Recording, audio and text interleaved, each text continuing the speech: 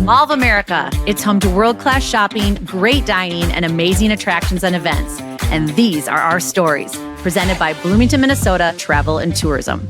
Hello, Mall of America fans. I am Jill Renslow, and I'm hosting today's episode of So Much More, joined by my co-host, Dan Jasper. Hello, Dan. Hey, Jill. How are you today? I'm good. And we're going to talk about all things next. And we're super excited about our guests today. And you guys are in for a treat, because from the way we shop and how we spend to how we are in entertainment, technology, and AI, they are shaping the world of retail. We're diving into the trends that are defining the future. Joining us today are Mary Van Note and Beth Perro-Jarvis from Ginger, a strategic agency known for its sharp insights and innovative thinking. Ginger has partnered with Mall of America on a number of impactful projects, and today Mary and Beth are here to help us break down what they're seeing across industries and what it means for consumers, for across brands. And welcome to Mary and Beth. So welcome, ladies. Hey. Psyched to be here. Yeah. We are so excited. We love spending time with you guys, and we've gotten the chance to get to know you over the years. You've worked on a few projects with us, but you're filling our inbox with trends all the time. And we are so inspired with your insights and want to share that with our audience today. So please start off by sharing how you guys met, how you got started, and a little bit about Ginger, so our audience has a little better understanding of what you do. Yeah, so we met many years ago when we both happened to work at the same ad agency, which is headquartered here in Minneapolis, Fallon. So it was kind of a big agency. I think there were about 500 people when we were there. And we ended up getting put together as strategy partners. And we, oddly enough, worked on Nordstrom. We did a lot of Nordstrom projects together for several years. So that was what really fueled our love for retail and sort of big brands that were on a growth surge at the time. And we just ended up partnering on that. And that's how we got started. And then later, we both decided to sort of exit the agency business and go out on our own and start our own thing. And it kind of went off from there. Well, we love Nordstrom. Yeah, we do. One of our favorites. It's an amazing brand who does so many things so well that I love that that's how you guys met. Right. I would love to, I'm jumping ahead of the game really quickly, but I'd love to share the story of how we first worked with you. At least in my experience, we may have worked before, but I loved that entire experience. I don't know if you want to kick that off, Jill. Yeah, so many years ago, we just kind of had the cross-section of the mall's brand, kind of taking a look at what do we really mean? And to simplify things, like really what is our mission and vision as a company and as a brand, and really wanted to find the right partners to help us dive deep into and looking at it from kind of an unconventional way of thinking, because we're a very unique brand, because we're the house of hundreds of brands. So it's like, how do we identify who we are and really make that meaningful connection, not only with our employees and our tenants, but really with our guests? And you guys helped us dive a little deeper into that. So if you can talk a little bit about how you helped us get to where we're at today, and then we'll reveal what our mission and vision is. We were excited to start that project, and we thought, sure, you're a house of brands, and we do that. You know, we worked on Nordstrom, which is a house of brands. And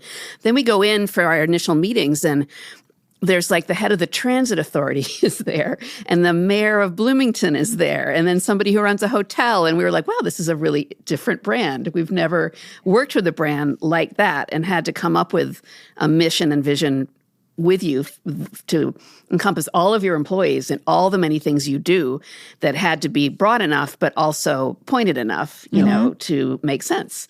And so that was a really unique challenge. You know, we had to talk to all those people. We had to do all that analysis of every other mall in the country. And then we had all those meetings with all of your staff, you know, up in northern Minnesota.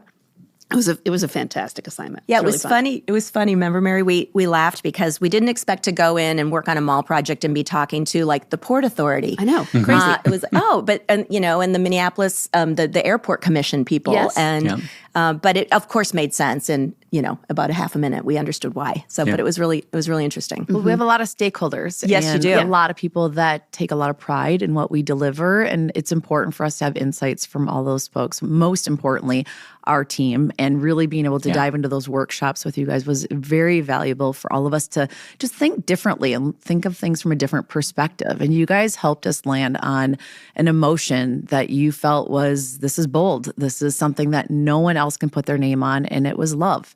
And it was hard for some of our team members to grasp what that meant because they took more of the passionate side of love, like falling in love. And we're like, no, but there's these moments that each one of our guests have when they're here where they just have this connection, and I love the example of, whether it's buying that perfect outfit for that special occasion, or it can be having a first date or having that special tradition with your family, but also that opportunity where that your child or your nephew or your grandchild finally turns 48 inches and they can ride every single ride in Nickelodeon Universe. For that little person, they're so happy. And for parents too, that sense of pride of that they've hit a milestone. But those are love moments. And so for us to be able to literally create love moments for every guest at every visit is a very special, simple mission that we have now shared with our team, and it has stuck, and it's very connecting for all of us here at Mall of America. And it's a high bar too, right? So it becomes aspirational. So for all of you executing, it's this high bar, like we can do something truly elevated and special that's just above and beyond, your normal little go to the mall and get something done experience. So it's like, it's a positioning that has a sound to it. It's like, I love that. I love it. That is what we mean. We don't mean like I love you and I'm going to give you a rose or whatever. It's like, I love that. And you can say that about everything. You can say it about the ride and the appetizer and the great sweater and, being there with your family. And it has those moments to it. You need that exclamation point. Yeah, that is for sure. The leaving with a great bag that just makes you feel happy. It's swinging in your hand, all of it. But I think what's worked well is because it's simple. And our team can remember it. It's easy. And it works. I think a really good vision has to be simple, aspirational. But one of the things I love about what we came up with together is that it's about connecting. And that's what this place is about. It's about connecting and creating memories. We share stories all the time when we're together. It's like, share your love moments. And people love to be able to share those stories with each other and really amp up team members that have done amazing things for our guests. Yeah, I think it was cool too because we did that all together. When we come in and work with a client, we're not doing anything to their brand. No. We're working with their brand and with their team. And it's highly collaborative. And if it doesn't come from you, if we can't help pull it out of you or help you shape it with us and with our assistance, then it's really never going to land and it's never going to stick.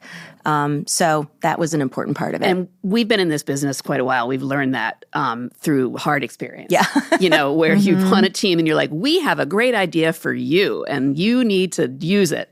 And it can't be like that. Right. It has to be intrinsically you, but better. And authentic. Yeah. Absolutely. Well, you guys have a unique perspective because you're looking at macro trends that are taking place in the world around us. So help us understand what you're seeing today, and especially with consumer trends that can impact all industries, not just retail and entertainment, but what are some of those macro trends that you guys are watching right now?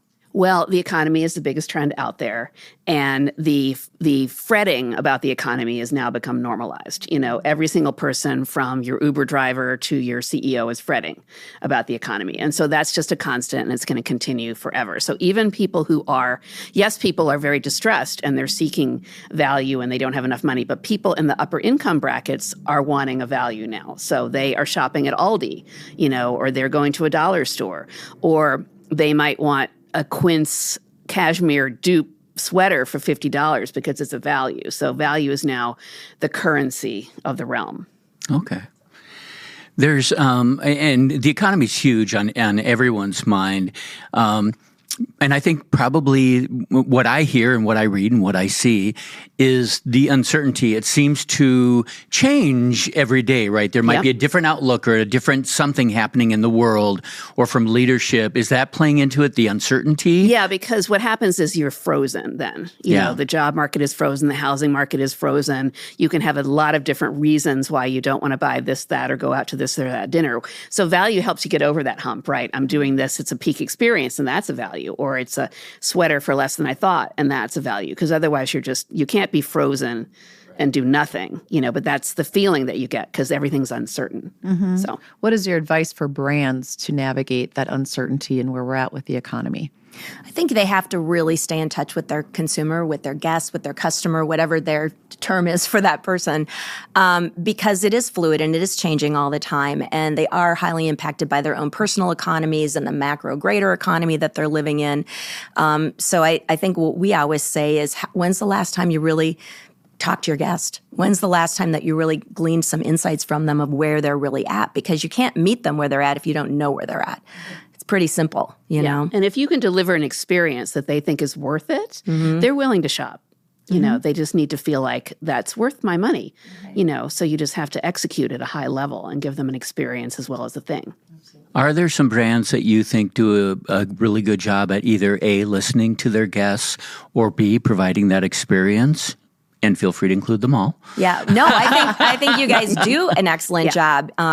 You know, you have price points at every single level here. You have every possible store brand, kind of merchandise, from the mainstream to the incredibly unique, from the high end to the, you know, entry level price point. You have entertainment of all sorts of kinds. You have pop-up experiences. You have surprises around every corner. You have great food. I mean, you are firing on all cylinders, and you obviously have a unique footprint to be able to do that. It's a big place that allows you to do a lot of cool and creative things. But, you know, consumers want to come and have a new experience every time in a little, you know, they want to have some fun. They want to get something done. They want it to be affordable for them. And you can sort of deliver on all of that here. I mean, a great example, back to Nordstrom again, but over the holiday, Nordstrom is supposed to be a premium place. So you would think that they would be, you know, worried about how they're going to, you know, how they're going to navigate. Well, they had this amazing little pop-up shop within a shop downstairs on the first floor of, I think, every Nordstrom, right?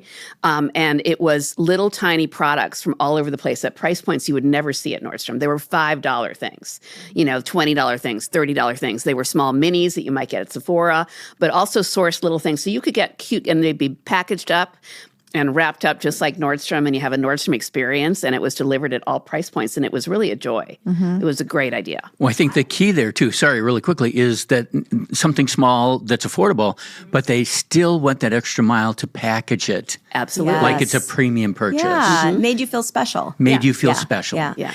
The other brand that always comes to mind is Kirkland Signature. Yeah. So this is, I think, surprising to some people, one of the largest brands in the world. Kirkland Signature, just the private label merchandise that they sell at Costco, is bigger than all of Procter & Gamble. It's bigger than Nike Global. It's crazy, crazy big. And again, what's special about it is they deliver on a really high quality level that people can consistently count on at a really good value, at a really good price point. It's not the cheapest thing in the world, but it's a really solid, good value price point where you feel like this is worth it. In fact, I feel like I'm kind of getting a deal here.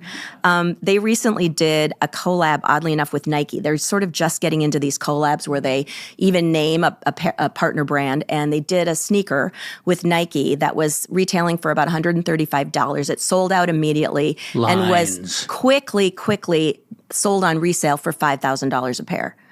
It's just nuts. Yeah. At the same time, you can get damn good chips. Right. Yes. And the diversity of products within that label are fantastic. The executional confidence that they can put that brand name on everything from champagne to potato chips. Yep. Crazy. I love it. So sticking with retail, any more specific trends that you're seeing that retail brands should keep their eyes on? I think the mashup of retail and entertainment is really an interesting space. This is where, you know, you're not just selling the merchandise, but you're also selling something beyond. Gap, I think, is a great example of this. Gap Inc., of course, they own the Gap stores, Banana Republic, Old Navy, and Athleta. Those are their 4 banners. And they've recently hired a I think it's called a fashion-tainment director. Yes, fashion-tainment. And this is someone that is solely responsible for looking across those 4 banners and those 4 different stores and figuring out where can we bring entertainment to this brand. So it could be anything from Disney merchandise exclusive to Old Navy, all the way to, with the Gap, of course, around Christmas time, they always do a great holiday commercial with artists. They partnered with Cat's Eye to do, you know, it's sort of denim. K-pop meets Korean culture meets denim. They're doing some really interesting things. And I think a lot of retail brands are starting to look in that direction because it's a big opportunity. Interesting fun fact, the individual that they hired for that position actually was an executive at Nickelodeon through Paramount. I did not know we that. We worked with her over the years. Wow. Yeah, so she's got a great background to really bring a new perspective to the Gap brand. Definitely. So I'm very anxious to see what comes about. I mean, this they're position, already what they're gonna doing do with really it. cool things, and it's just fun to watch them. And again, you talk about a brand that didn't they start in the 1970s? And, they've waxed and waned like a lot of brands, but boy, they have never been out of the game, and they haven't been bigger they always do better when they're part of the cultural conversation, and so they're getting back to that. Yeah. And I think that's really, really important. Good for them. What about the entertainment industry? You talked about kind of the intersection of retail and entertainment, but anything specific with the entertainment industry that you're seeing? Well, concerts are bigger than ever. Big sporting events like the one we saw yesterday, bigger than ever, and people are shelling out big money for these things. This is like a bucket list moment. Again, we talked value, but this is seen as a value. People at all different price points are going to these large events. So when you do your activations here at the mall, and they can be bigger and broader and better because people are willing to do that, willing to come. And it's a longer experience than you think because they find it on social media. They talk about it with their friends. It goes viral, and then they have it, and then they have pictures, and then they talk about it with their friends later. So it's literally like, 3 months of excitement just for that big event. So we're excited. There's a big announcements the last couple of weeks with all the outdoor concerts that are coming to town. Right. In addition to the indoor venues, but there's just so much. And Minnesotans especially love outdoor concerts in the summer. It's fantastic. But the ticket prices are crazy. They are crazy. To them, again, this is worth it. Yeah. This is a definition of value. It's worth it because it's 3 months of excitement. I mean, it becomes cultural currency to say, I got a ticket to, I think about Bruce Springsteen being here, 2 weeks ago, surprise pop-up at First Avenue. That sold out in 1 minute. And he hadn't even been named at that point. But of course, people thought, I think it's going to be him. So, well, you talk about that. There's this insiderness to some of the events, and particularly credit card companies are leaning into that with their loyalty programs, that you can get the Chase Sapphire and you can get this kind of thing, and then you get access to these events that nobody else gets.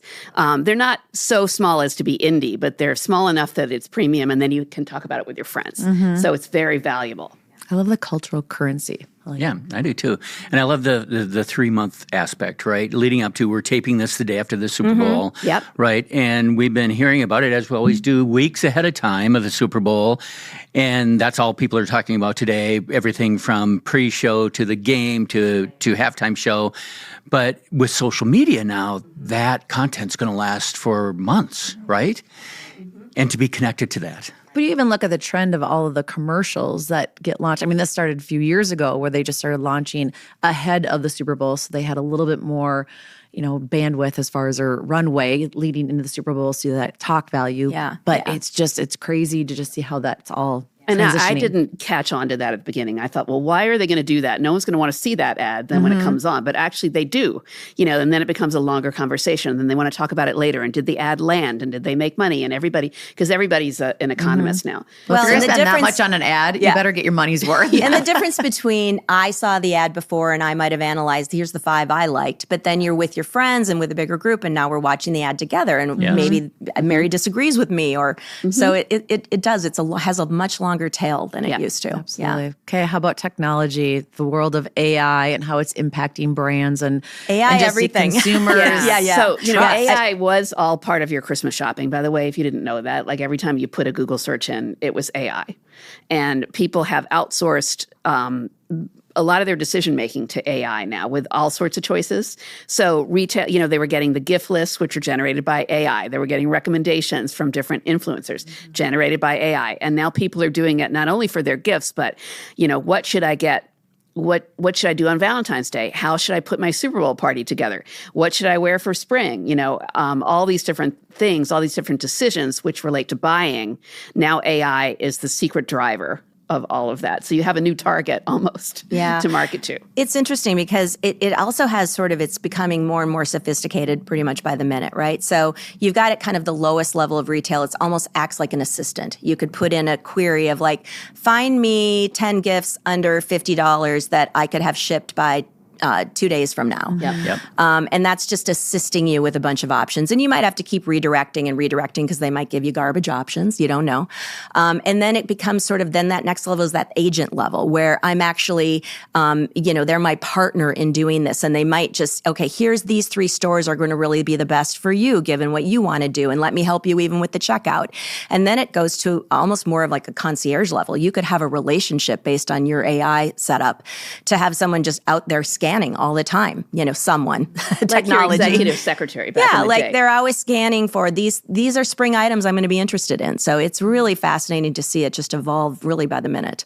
Yeah. So at the same time, people are anxious about AI because they think they're going to lose their jobs or somebody they know is going to lose their job. They're also very happy to have this benefit of AI. So it's a double-edged sword. I think brands just need to be really responsible in how they're using it. We're being cautious. We're diving in and playing with it, from the back of house of how you can find efficiencies, but also where the customer can use tools to make their experience more enjoyable. But you have to be cautious because there's also the trust factor. Yes. There's a lot of content out there and consumers are starting to get a little hesitant. I'm like, okay, is this real or is it not? Right. And so as a brand, we're having that conversation as well. It's like, how do you make sure your customer knows what's authentic and not AI generated? Very important. That's a great point because I think we now have all heard about this idea of AI slop or deep fakes. And Jill, you're so right and we've seen this happen in media, of course, first, like news, where somebody shares something on social media and it's a video or an image or something. And, you come to find it looks very real. I mean, these things are done in a very sophisticated way. And then they share that. And now that news becomes misinformation, right?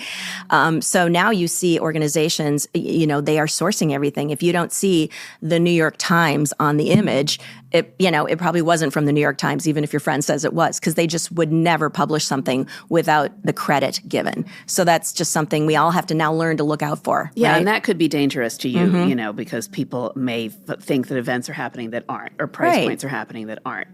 So that's important. Yeah. Crazy. So what are some of the other emerging trends that as consumers or as brands that we should be keeping our eye out for? One of the trends that's happening is because, as previously mentioned, everyone's all stressed out.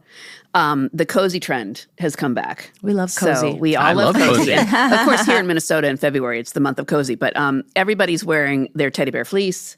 Everybody has their Labubus. They also have stuffed animals are big, from your Jellycats to your Squishmallows won't go away because they're just so comforting. So everybody has all of those. People are really into ethnic food, yes, but they're into ethnic comfort food. Because pad thai is pretty comforting, right? Almost as comforting as chicken noodle soup. And then the warm tones in decor are coming back in, which is also comforting after years of being white and that sort of like gray and all those things. So the warm tones you can see are coming back because, again, makes you feel better because life's a little hard right now. Mm-hmm. I love that. I love that. Anything else? Yeah, I think about trends that are really travel inspired. I think we're seeing just a really increased sort of desire for going to more exotic places. Southeast Asia is really huge right now. I mean, it feels like everybody I know has been to Thailand recently or planning some sort of a trip there. So, and it becomes this way to sort of even experience a culture here. You could do it through food, right? So there's food tourism, which might be going to a different neighborhood to get some ethnic food, or it might be going to another country. It can be both. Korea is really big right now, South Korea. K-pop, of course, really drove that. So that's a trend that kind of combines that travel adventure sort of spirit with music, with Korean beauty, with Korean street food. So it's really fun to see people just sort of dipping their toe in just experiences they may not have had before, whether that's getting on a plane and going someplace or going to a new neighborhood or a new restaurant. I mean, that K-pop Demon Hunter song is all over the Olympics. They keep playing it over and over again. And the thing about travel that's interesting is that the consumers under 40 are going to these exotic places, and then they've done it, and they're done. So it's less of that maybe what we remember growing up where I have my place in Florida that I go to and I go again and again and again. So you can't depend on them to come back, or even, to have the same hotel or the same, I'm going to Lutsen again, it's like I'm going to that place and then I'm going to another place, and the more exotic and the more talk value it has, the better. Well, there's a comfort in having that familiarity of going back to the same place and visiting friends that you see time and time again. But there's so many amazing destinations to explore. So to be able to try to find a balance in there somewhere is fantastic. But your comment about K-pop and just the Korean influence and culture, I mean, we're definitely seeing it here at the mall with the influence in the retail lineup. I mean, we've had I would say over the last 12, 18 months, there's been a lot of new retail from that space. And it's exciting because there's a lot of collectibles and it's very pop culture and there's a lot of entertainment-driven undertones to it as well. So it's really fun. There's a lot of great little small items. It's not this over-the-top, incredibly expensive. There's little beauty items. There's all sorts of things. Yeah, it's really fun. Absolutely. The Labubus especially. We love them. Love it. Yeah. And all the fun things. Any other emerging trends we should have on our radar? Oh my gosh, what else is going on? Well, I keep thinking spring. I keep thinking of travel. Spring break travel. We'll be talking about that. We talked about AI. I think those are the main things that we're looking at. There's a lot of health things, but we don't want to get into that because that's kind of dreary. Ozempic. Dreary. Very dreary. We like the happy trends. Yeah. Right. Kind of combining a couple of your viewpoints, the value-driven thing and then the food tourism thing. And I love your option of finding a new neighborhood, something that can be value-driven. Yep, that's right. Right, but it's experiencing a culture in a different perspective. Right. We were just talking about this while we were waiting to come in here, is that the Star Tribune is on a roll where they're highlighting the 5 foods, and it's all about the local indie neighborhoods. It's not about the fancy That's the one thing I never miss. I never miss it either. I know. And they're always really decadent and good. And they're fun new things. And I mean, food truck culture, frankly, really, I think, bolstered this because, an operator could start out really small with just a truck that did, one item that was really interesting. And then if it takes hold, then they can expand into maybe a brick and mortar place. So I think there's, little street food sort of pop-up festivals and things like that can turn into a big business for someone or a decent business for someone. So it's really fun.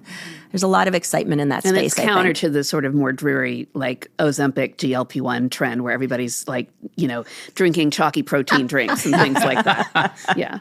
I love it. Well, where can our viewers and listeners learn more about Ginger? And if they wanted to connect with you, where do they find you? So we do have a website, gingerminneapolis.com. And you can check that out, or you can see our information. Give us a call.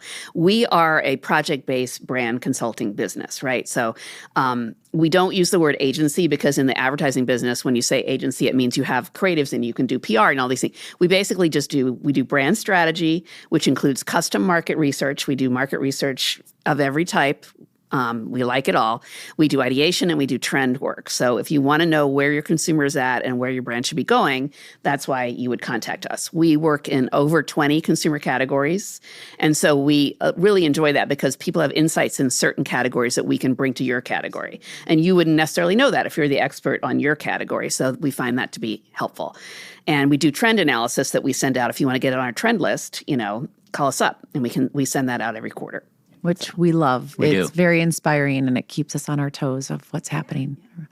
It has been a pleasure. Thank you so much for joining us. Hopefully you guys will come back. I love doing it. Time flies. Absolutely. So thank you for joining us, Dan. Thank you for co-hosting today. Fun conversation. And for all of you listening and viewing, thank you for joining us. Hopefully you enjoyed the conversation. Share it with your family, friends, colleagues, neighbors.